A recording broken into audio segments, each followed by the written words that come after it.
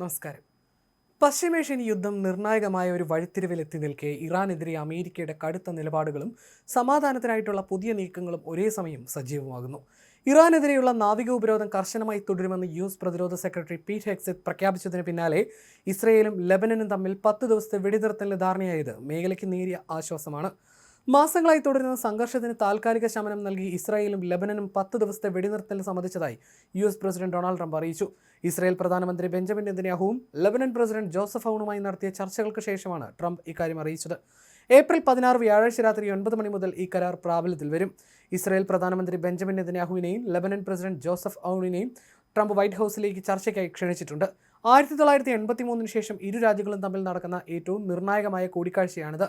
ഇരുപക്ഷവും സമാധാനം ആഗ്രഹിക്കുന്നു, അത് വേഗത്തിൽ സംഭവിക്കുമെന്ന് ഞാൻ വിശ്വസിക്കുന്നുവെന്ന് ട്രംപ് ട്രൂത്ത് സോഷ്യലിൽ കുറിച്ചു.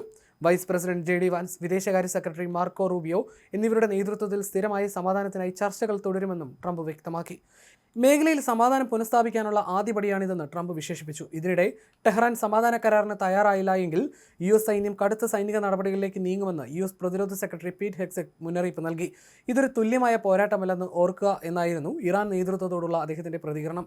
US സൈന്യമാണ് ഹോർമുസ് നിയന്ത്രിക്കുന്നത്. കരാറിന് ഇറാൻ വഴങ്ങിയില്ലെങ്കിൽ വീണ്ടും ആക്രമണം തുടങ്ങാൻ തയ്യാറാണെന്നും ഇറാന്റെ പ്രവർത്തനങ്ങളെ നിരീക്ഷിക്കുകയാണെന്നും പീറ്റ് ഹെഗ്സെത്ത് മാധ്യമങ്ങളോട് പറഞ്ഞു.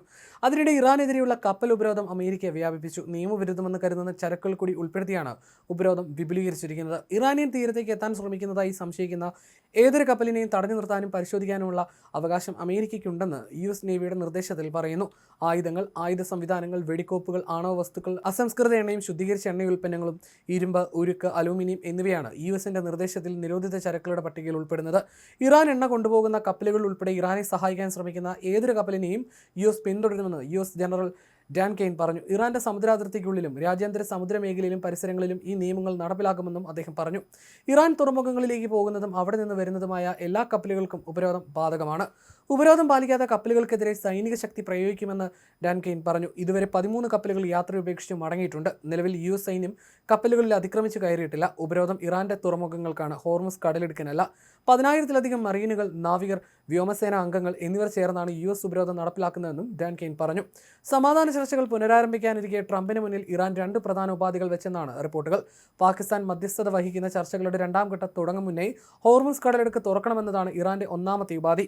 നിലവിൽ അമേരിക്ക ഏർപ്പെടുത്തിയിരിക്കുന്ന ഉപരോധം പിൻവലിച്ച് പൂർണ്ണമായ നിലയിൽ ഹോർമുസ് തുറന്നാൽ മാത്രമേ ചർച്ചയിലേക്കുള്ളൂ എന്ന നിലപാട് പാകിസ്ഥാനെ അറിയിച്ചതായിട്ടാണ് വിവരം. ചർച്ചയ്ക്കെത്തുന്ന അമേരിക്കൻ സംഘത്തിന് തീരുമാനങ്ങളെടുക്കാൻ അധികാരം നൽകണമെന്നതാണ് ട്രംപിന് മുന്നിൽ ഇറാൻ വെച്ച 2ാമത്തെ ഉപാധി എന്നാണ് റിപ്പോർട്ട്. നേരത്തെ ഇസ്ലാമാബാദിൽ നടന്ന 1ാം ഘട്ട ചർച്ച പരാജയപ്പെടാനുള്ള കാരണം അമേരിക്കൻ പ്രതിനിധി സംഘത്തിന് തീരുമാനമെടുക്കാൻ അധികാരമില്ലാത്തതായിരുന്നുവെന്ന് ഇറാൻ വിമർശിച്ചിരുന്നു. American vice president JD Vance ആയിരുന്നു അന്ന് അമേരിക്കൻ സംഘത്തെ നയിച്ചത്. ഇറാൻ അമേരിക്ക സമാധാന ചർച്ചകൾ പുനരാരംഭിക്കുന്നതിന് നീക്കങ്ങളും സമ്മർദ്ദവും സജീവമാണ്. ഇറാൻ സന്ദർശിച്ച പാക് സൈനിക മേധാവി അസീം മുനീർ വൈകാതെ വാഷിംഗ്ടണിലെത്തിയേക്കും. തുടർ ആക്രമണങ്ങൾ ഉണ്ടാകില്ലെന്ന് ഉറപ്പ് ലഭിച്ചാൽ ഹോർമുസിൽ ഒമാൻ തീരത്തോട് ചേർന്ന കപ്പലുകൾ വിടാമെന്ന നിർദ്ദേശം ഇറാൻ മുന്നോട്ട് വെച്ചതായിട്ടാണ് സ്ഥിരീകരിക്കാത്ത റിപ്പോർട്ടുകൾ. പശ്ചിമേഷ്യയിൽ സമാധാനത്തിനും സുരക്ഷയ്ക്കും പ്രതിജ്ഞാബദ്ധമാണെന്ന് ഇറാൻ വിദേശകാര്യമന്ത്രി വ്യക്തമാക്കിയിട്ടുണ്ട്. അടുത്ത ചർച്ചയ്ക്ക് മുൻപ് ഇറാനും അമേരിക്കയ്ക്കും ഇടയിൽ ഇനിയും കീറാമുട്ടിയായി തുടരുന്ന വിഷയങ്ങളിൽ സമായ സാധ്യതകളെങ്കിലും കണ്ടെത്തലാണ് ഇപ്പോൾ നടക്കുന്നത്. അസീം മുനീറിന്റെ സന്ദർശനം ലക്ഷ്യമിടുന്നത് മറ്റൊന്നല്ല, ഇറാന്റെ നിലപാടറിഞ്ഞ് യാത്ര നേരെ വാഷിംഗ്ടണിലേക്കാണ്. ഇതിനുശേഷമായിരിക്കും ഇരു രാജ്യങ്ങളും വീണ്ടും ചർച്ചകളിലേക്ക് എത്തുക. ഇനിയും ഇറാന് മേൽ ആക്രമണങ്ങൾ ഉണ്ടാകില്ലെന്ന സുരക്ഷാ ഗ്യാരണ്ടി ലഭിച്ചാൽ ഹോർമുസിൽ വിട്ടുവീഴ്ചയ്ക്കാണ് ഇറാൻ ആലോചനയെന്നും സൂചനയുണ്ട്.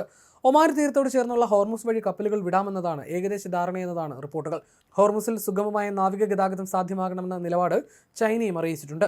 ഇറാനെതിരായ ഉപരോധത്തിലൂടെ ആഗോള വിപണിയിൽ സൃഷ്ടിച്ച സമ്മർദ്ദത്തിന് പുറമെ ഇറാൻ റഷ്യൻ എണ്ണ വാങ്ങുന്നതിലുള്ള അനുമതി നീട്ടില്ലെന്നറിയിച്ച് ഇന്ത്യക്ക് മേൽ അമേരിക്ക കൂടുതൽ കടുപ്പിക്കുകയാണ്.